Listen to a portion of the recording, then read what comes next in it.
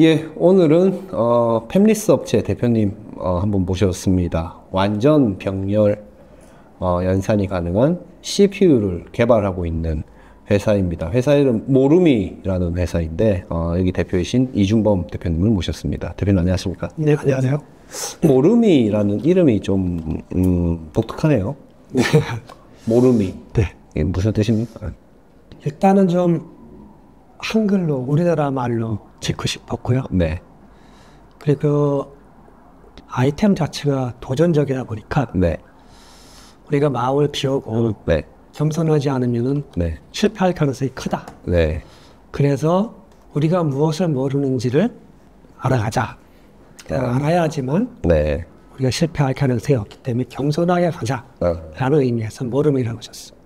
뭘 모른다 뭐 이런 뜻의 의미를 갖고 있는 거예요. 그러니까 모름을 알아가자. 아, 모름을 알아가자. 그게 모름이라는 뜻이군요. 그런 말이 있나 보죠? 없습니다. 만든 겁니까? 모름이. 완전 병렬 CPU 라고 하는데 기존 CPU는 순차 철이죠. 처리입니까? 네. 순차 처리라는 거는 뭡니까? 우리가 이제 예를 들어 계산을 해야 된다라고 하면 3 곱하기 3과 뭐 그 다음에 그 9를 뽑아낸 다음에 그 9 곱하기 2를 해야 된다. 뭐 이런 의미인 거예요? 프로그램 코딩을 할 때 네. 순서대로 하나씩 코딩을 해나가죠. 네. 그 하나씩 코딩한 거를 순서대로 명령어와 데이터를 갖다가 네. 연산을 하게 돼 있거든요. 컴퓨터는. 네. 아무 생각이 없이. 네. 그래서 순서대로 이렇게 하나씩 순서대로 처리하는 걸 이제 순차 처리라고 하고, 네. 통상적으로 이제 병렬 처리라고 하면은 지금 우리가 사용하는 병렬 처리는 플린의 분류에 의해서 네. SIMD라고 합니다. 요거는 SIMD요? 네. 싱글 인스트럭션, 네. 멀티플 데이터라고 네. 해서 명령어는 하나인데 네. 데이터가 다양한. 네. 그게 이제 반복되는 게 SIMD 방식이고요. 네. 저희가 추구하는 병렬 처리는 범용 코드를 네. 멀티코어에다가 펼쳐서 네. 동기화해서 병렬 처리하는. 네. 그거를 저희는 하고 있습니다. 그래서 그런 방식은 지금 어디에도 없습니다. 그렇군요. 제 지갑에 10,000원짜리가 한 장 있습니다. 네. 5,000원짜리 뭘 샀어요. 아니, 3,000원짜리 뭘 샀어요. 그럼 이제 지갑에 7,000원이 남는데 네. 그 7,000원이 남는 걸로 예를 들어 다른 거를 사고 났을 때의 어떤 그러니까 저기 7,000원이 남았는데 거기서 또 3,000원짜리 뭘 또 사야 된다라는 계산을 할 때 이 앞에 계산이 제대로 되지가 않으면 뒤에 계산이 안 되지 않습니까? 이러면 병렬 처리 어떻게 합니까? 그거를 이제 전문 용어로 디펜던시라고 네. 합니다. 종속성이라고 하는데 네. 지금 병렬 처리가 안 되는 가장 핵심적인 요소가 디펜던시입니다. 그래서 그 문제를 풀어야 되는데 인스트럭션 디펜던시라는 거죠. 네네. 네. 그 인스트럭션 디펜던시를 풀어야 되는데 네. 그거를 풀기 위해서는 아키텍처가 이제 기존의 아키텍처가 좀 안 되는 겁니다. 어떤 거야 아키텍처가? CPU의 아키텍처. CPU의 아키텍처. 네. CPU가 요즘 이제 코어가 여러 개가 있는데 네. 가장 중요한 것은 여러 개의 코어 간에 네. 데이터를 자유롭게 공유할 수 있어야만 네. 그런 이 디펜던시 문제를 풀 수 있습니다. 아, 그래요? 네. 그런데 지금 현재에 우리가 사용하고 있는 아키텍처는 이 코어 간의 데이터 공유를 네. 자유롭게 할 수 없기 때문에 네. 그 디펜던시를 풀 수 없습니다. 근데 지금 예를 들어 지금 아까 SIMD 방식 말씀하셨는데 이거 보통 이제 GPU 같은 데서 쓰는 거 아닙니까? 네. 예를 들어 뭐 학교에 100명의 학생 점수를 10점씩 올려야 된다라고 하면은 뭐 그냥 CPU 같은 경우는 100명 하나씩 순차적으로 했겠지만 이거는 아까 말씀하신 대로 명령어의 의존성이 없는 질이기 때문에 100명을 한 번에 그냥 10점씩 다 줄 수 있는 게 이제 기존의 GPU의 SIMD의 어떤 그 방식인데 기존 GPU도 아까 지금 말씀하신 명령어 간의 의존성이라든지 이것을 사실 지금 못 풀고 있는 거 아닙니까? GPU는 못 하는 거죠. GPU는 못 하는 거. 할 수는 있지만 네. 의존성을 풀 수는 없는 거고. 예, 예, 예. 그러니까 어떻게 지금 말씀하신 그 방법으로 풀 수가 있습니까? 네, 풀 수 있습니다. 그러니까 구체적으로 좀 더 설명을 해주시죠. 이진수는 네, 이진수에서 이진수는 이제 거의 모든 요소를 더하기로 다 하게 되는데 네, 결국은 아웃풋은 인풋의 조합입니다. 네, 인풋의 조합이기 때문에 네, 다수의 인풋을 한 코어에서 받을 수 있으면 네, 인풋의 조합으로 아웃풋을 뽑아낼 수 있기 때문에 네. 디펜던시가 거기서 풀립니다. 아 그렇군요. 결과를 먼저 보고 간다는 얘기예요? 결과를 보고 가는 게 아니라 그 컴파일러가 이거를 이제 네. 그걸 병렬 처리를 다 이렇게 컨트롤하는 거죠. 아 그래요. 네. 만약에 지금 대표님 얘기하시는 그 기술이 네. 명령어의 의존성을 해결이 된다라고 네. 한다면 굉장한 혁신 기술 아닙니까? 지금까지 그걸 푼 사례가 그렇죠. 없는 걸로 저는 알고 있고. 그래서 저희가 이제 풀리 패러럴 프로세싱 프로세서라고 이제 저희 거를 통칭합니다. 그렇군요. 기존의 CPU도 예를 들어 인텔의 AVX라든지 네, 네. 뭐 이런 그 슈퍼 스칼라라고 합니까? 뭐 그 방식들도 일부 이제 병렬 처리에 일부 하죠. 있죠. 일부 있는데 그런 게 아니고 그런 게 아니고 풀리 병렬 처리. 그렇군요. 근데 말씀하신 거 들어봐도 제가 어떻게 이제 풀지 사실 감은 잘 안 오는, 제가 비전공자다 보니까 감은 잘 안 오는데, 지금 회사 설립 언제 하셨어요? 2018년 1월 달에 했습니다. 2018년 1월이면 지금 이제 6년 넘었네요. 네. 6년, 7년 다 돼요. 7년 넘었습니다. 7년 넘었네요. 네. 그러니까. 지금 개발이 어디까지 돼 있습니까? 지금은 지금은 저희가 이제 병렬 처리를 하기 전에 병렬 처리가 이제 안 되는 원인. 네. 안 되는 원인이 이제 CPU를 개발할 때 처음에 첫 단계가 뭐냐면 내가 인스트럭션을 일단 선택을 한 다음에 이거 가지고 뭘 할 것이냐. 네. 그래서 제 목표를 정하고 아키텍처를 디자인을 하게 되는데 네.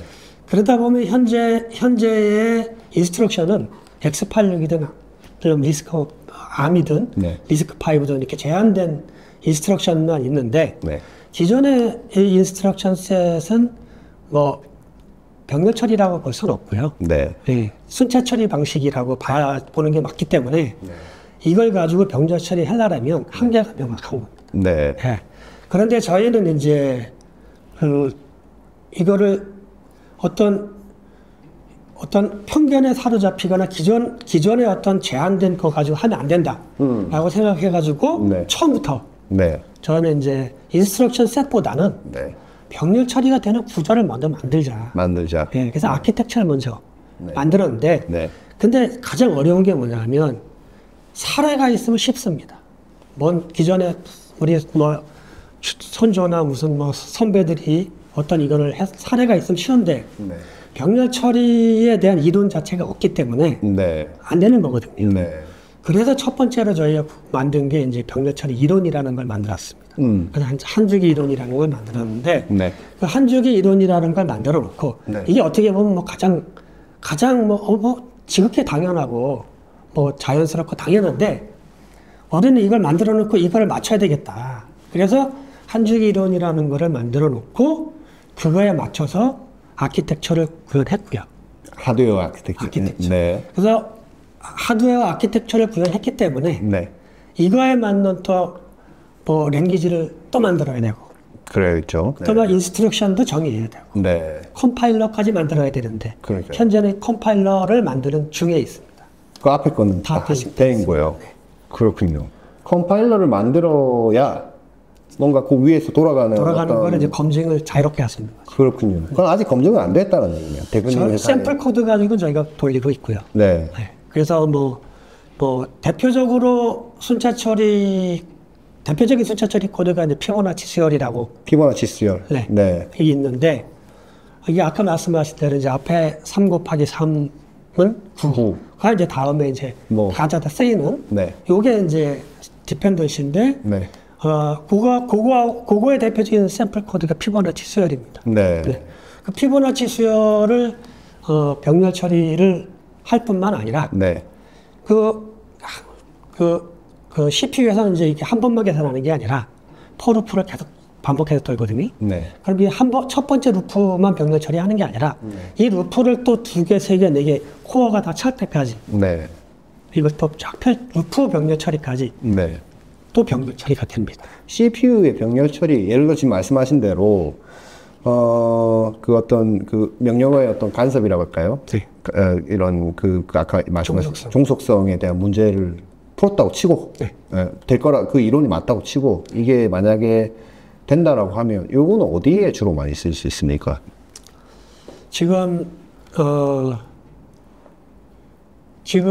우리는 컴퓨터를 사용하면서 퍼스널리 아무런 불편함이 거의 없습니다. 네. 개인적으로는. 네. 그런데 기업이나 그 연구소나 뭐 학교나 이런 데 가면 프로그램이 크죠. 네. 뭐 시뮬레이션도 있고 네. 인공지능도 있고 네. 뭐 다양하게 연력학도 있고 다양하게 있는데 그런 것을 한번 돌리려면 뭐 몇 달씩 돌리는 것도 있고 또 하루 만에 돌리는 것도 있고 네. 1시간 만에 돌리는 것도 있는데 네. 그런 데서 병렬 처리가 필요한 거죠. GPU로는 안 됩니까? GPU로는 안 되는 이유가 네. 법령 연산까지도 병렬 처리가 돼야만 일반 법령 그냥 아까 말씀하신 저기 GPU에서 돌아가지 않는 네. 법령 연산까지도 병렬 처리가 돼야만 성능이 올라가게 돼 있습니다. 그렇군요.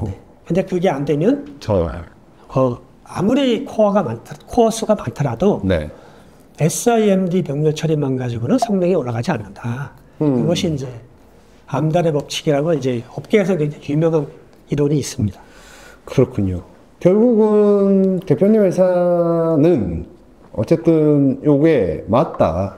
우리의 기술의 어떤 접근 방식과 아까 무슨 이론이라고 하셨죠? 한주기 이론. 한주기 이론이 네.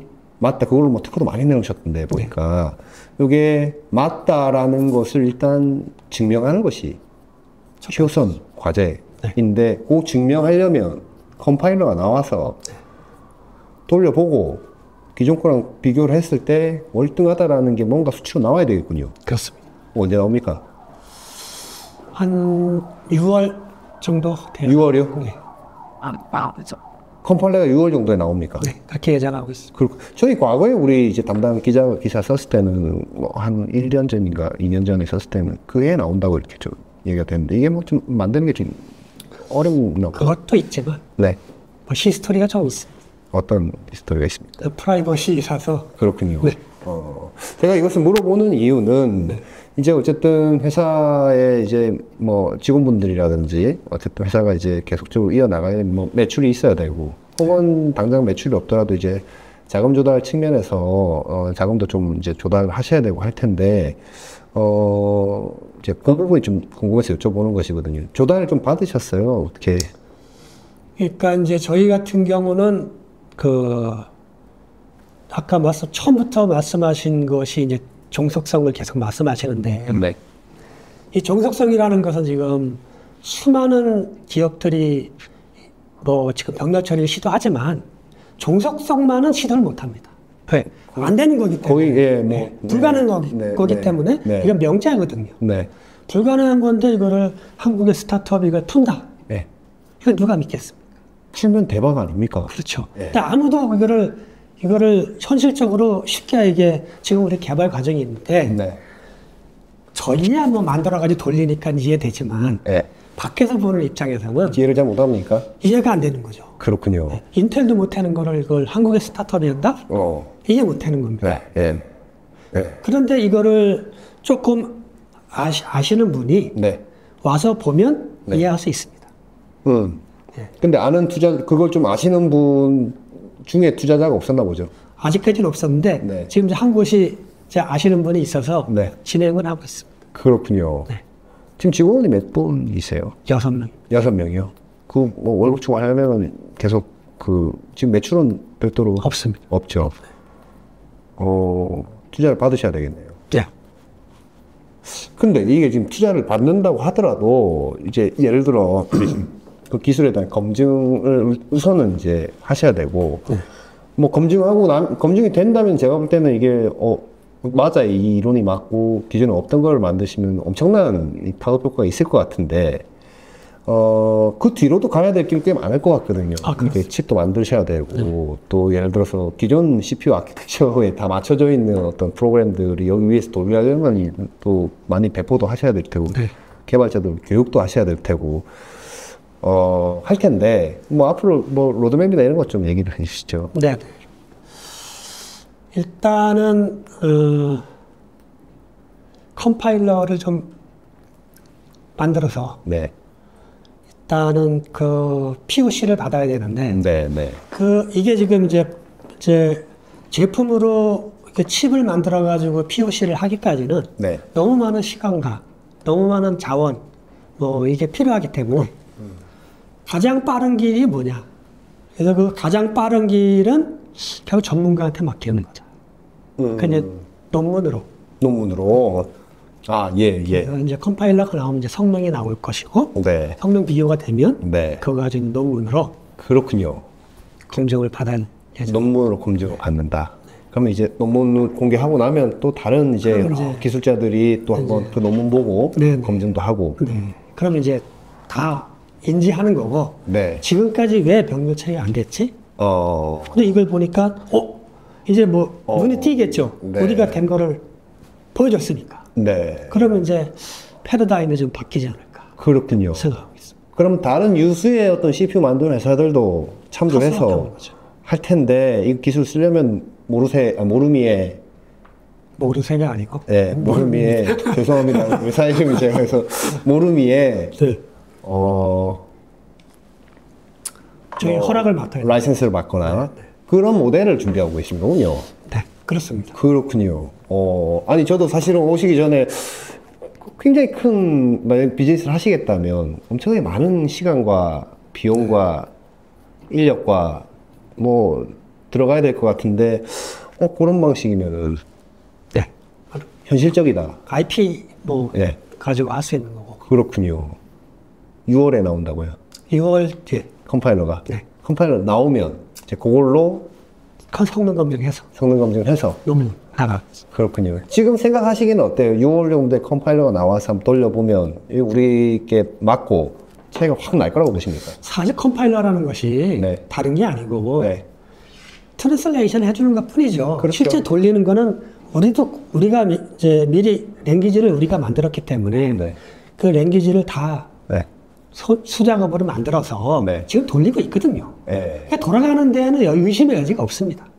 네. 다만 이제 코드가 큰 것 같은 경우는 그 손으로 다 작업하기는 어렵기 때문에 네. 그때 이제 컴파일러가 나와줘야만 다양한 그 성능 검증을 할 수 있는 거죠. 지금 컴파일러 없이 그냥 일부 짜가지고 돌린 거는 잘 돌아가는 거죠. 돌아가는 건 잘 돌아간다. 잘 돌아가. 근데 얼마나 빠르게 효율적으로 돌아가는 나오죠. 성능도 그거 나오죠. 나옵니까? 나오죠. 어떻습니까 그것은? 성능 지금 저희가 이제 128쿼로 지금 돼 있는데 네.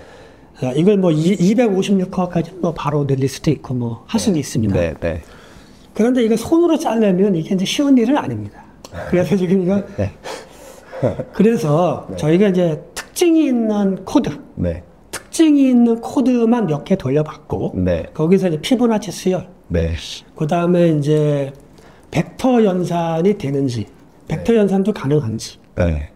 그래서 FIR 필터, 네. 그 다음에 우리가 이제 뭐 음성이라든지 영상에서 가장 많이 쓰이는 FFT 장 이런 거를 이제 돌려보면 코어가 32코어 우리가 32코어부터 이렇게 올라왔는데 32코어로 돌렸을 때 하고 128코어로 돌렸을 때 하고 비교를 해보면 네. 원리적으로 4배 하드웨어가 늘어났는데 네. 실제 성능은 6배가 증가. 이게 4배가 아니라 네. 6배가 증가하는 효과가 발생됩니다. 이것이 이제 저희가 이건 뭐 이게 뭐냐면 병렬 처리 효과인데 네. 이런 병렬 처리 효과가 새롭게 또 발생되는 게 보입니다. 그래서 지금 저희가 예측하는 것은 저희 코어는 이제 뭐 10,000코어 이상 뭐 이렇게 늘릴 수 있는데 이 늘려놓고 이게 MIMD 연산이 자유롭기 때문에 법령 연산이 자유롭기 때문에 네. 어떻게 이거를 데이터를 얹어서 병렬 처리하느냐에 따라서 네. 성능이 굉장히 다 다이나믹할 거라고 예상이 됩니다. 네. 예. 그래서 그렇게 되면 이제 이거 가지고 연구할 분야가 너무 많아지는 거죠. 그러면 이제 그 분야는 우리가 다 할 수 없는 거고, 네. 이제 뭐 학계하고 같이 하던가, 네. 그렇게 해야 될 것 같습니다. 굉장히 다이나믹한. 이제까지는 어쨌든 완전 병렬에 대한 개념, 그게 뭐 CPU든 GPU든 지금 CPU 이제 개발하고 계시지만 명령어간 의존성을 완전 해소한 네. 기술은 없었던 거기 때문에 이게 나오면 이 컴퓨팅 산업계에 엄청난 파장이 지금 우리나라의 비메모리 그 글로벌 포션이 3% 정도 엉망이죠. 예. 된다고 합니다. 네. 메모리는 70%인데 비메모리는 3%인데 네. 사실 그 비메모리 시장은 다 미국이 패권을 가지고 있기 때문에 네. 그 시장에 들어가는 것 자체가 어렵습니다. 네. 근데 그 시장에 들어가려면 뭔가 파괴적 혁신이 없으면 불가능합니다. 판을 뒤집어야 된다. 판을 뒤집어야 됩니다. 네. 판을 뒤집어서 차세대 기술을 가지고 네. 시장을 리드해야지 이게 가능성이 있을까 말까 하지. 우리가 미국 기업 지금 엔비디아 GPU 극한의 기술로 지금 발달되고 있는데 그것을 쫓아간다는 건 불가능합니다. 우리는 다른 기술로 앞에서 기다려야 된다고 생각합니다. 네. 그런 의미에서 저희 EUPPP가 나와주면 네. 저희 대한민국이 그래도 이 비메모리 시장에서 일정 부분 포션을 가져올 수 있지 않을까. 그리고 그 기술은 기존에 그냥 일반적 병렬 처리 SAMD로 했던 병렬 처리보다 더 일반 연산에 다 되기 때문에 월등한 성능이 나올 수 있죠. 예를 들어서 뭐 금융이라든지 네네. 뭐 물리 시뮬레이션 네네. 이런 쪽에도 굉장히 빠른 컴퓨팅의 어떤 발전이 있을 수 있다. 그 가장 대표적인 게 그 기상청 네, 네, 기상청 일기예보입니다. 네. 그거 뭐, 네, 네, 전국을 이걸 매트릭스 이렇게 바둑판처럼 이렇게 나눠가지고 네, 이걸 뭐 이 한 포인트를 뭐 이거 3kg라 하냐, 뭐 1kg, 1.5kg라 하냐 그렇게 하거든요. 네. 근데 중요한 거는 당구장 당구를 치면 이게 서로 작용 반작용에 의해서 방향, 뭐 저항 여러 가지 이 컴퓨팅 요소가 많거든요. 네, 기상 시뮬레이션도 마찬가지거든요. 서로 영향을 주고받기 때문에 네. 이것을 병렬로 처리하는 것이 매우 어렵습니다. 네, 그래서 결국은 슈퍼컴을 쓴다고 하더라도 이게 오래 걸릴 수밖에 없는데 네. 저희 같은 경우는 서로 이 파티클 간에 서로 리얼타임으로 데이터를 주고받으면서 네.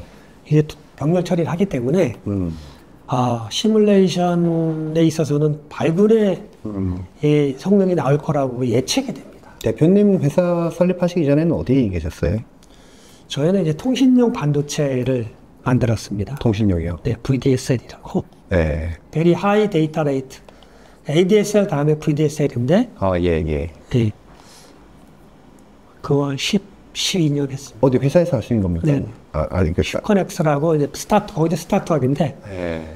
거기서 12년 했는데, 결국은 원래 지금 아까 이 회사 이름도 모르미로 지으시고 이제 이렇게 없던 거를 우리가 판을 뒤집겠다라고 해서 완전 병렬 CPU로 만들겠다고 생각하게 된 계기는 뭐예요? 아까 얘기하신 뭐 그런 겁니까? 판을 뒤집기 위해서. 그거를 세상을 내 맘대로 뒤집겠다고 의지가 없는 사람이 어디 있겠습니까? 의지만 있다고 되는 게 아니고, 이게 이제 우연한 기회에 FFT 병렬 처리를 한번 해보자. FFT. 그게 뭐죠? FFT는 이제 퓨리어 급수인데, 네. 퓨리어 트랜스폼을 이게 이제 우리가 음성이나 영상에 이제 쓰이거든. 기본적으로 쓰이는 함수인데, 이것을 병렬 처리를 하는 거를 한번 해보자. 네. 그게 이제 거기서 이제 병렬 처리라는 개념 가지고 나와서 네. 그때는 이제 멀티맥 가지고 시도를 했었는데 네. 한계가 많은 거예요. 그래서 이제 뭐 이런저런 문제가 많이 생기고 뭐 메모리 쪽부터 해가지고 많이 생기는데 거기서 이제 우리가 이 병렬 처리 개념을 이렇게 만들어가지고 아키텍처를 이렇게 만들어보자. 그러면 FFT 이런 것뿐만이 아니라 법령 연산까지도 다 가능하겠다. 그래서 이제 그걸 시뮬레이션을 저희가 했는데 네. 코어만 가지고 이제 시뮬레이션을 했는데 시뮬레이션이 가능하더라고요. 그렇군요. 그래서 법인 설립을 그렇군요. 해서 여기까지 왔습니다. 그래서 의도해서 해서 못할 겁니다. 6월에 컴파일러 나와서 기존에 있던 거 한번 변화해갖고 한번 돌려보시고 유의미한 어떤 성능의 향상이나 이런 것들이 나오면 이제 바로 이제 논문화 네. 작업하시고 또 이력 학술지에 뭐 실어야 됩니까? 그렇게 되면 어떻게 해야 되죠? 사이언스를 지금 생각하고 있습니다. 아니면 뭐 예를 들어서 뭐 ISSCC라든지 이런 쪽에 한번 내야 돼요. 그런 류의 어떤 좀 아이템이 좀 신선하기 때문에 네 사이언스에 내는 예정. 사이언스에 거기 목표로 하고 있습니다. 거기를 이제 게재하는 것을 네. 목표로 그렇군요. 그러면 게재하는 거는 시간이 많이 걸립니까? 뭐 아무래도 이제 이걸 심사하시는 분들 입장에서도 이해가 안 될 테니까 디펜스 하는데 시간이 좀 걸릴 거라고 생각을 하고 있습니다. 그래요. 어쨌든 6월 이후에 한번 테스트 해보시고 좋은 성과가 나오면 저희 좀 알려주시죠. 네, 그렇게 하겠습니다. 대표님 오늘 회사 얘기 여러 가지 제가 이제 보도는 많이 나와 있었기 때문에 그냥 거두절미하고 이제 궁금한 것부터 여쭤봤는데 6월에 잘해서 좋은 결과 있기를 바라면서 좋은 결과 있으면 꼭 먼저 알려주십시오. 네, 알겠습니다. 고맙습니다, 대표님. 네. 감사합니다.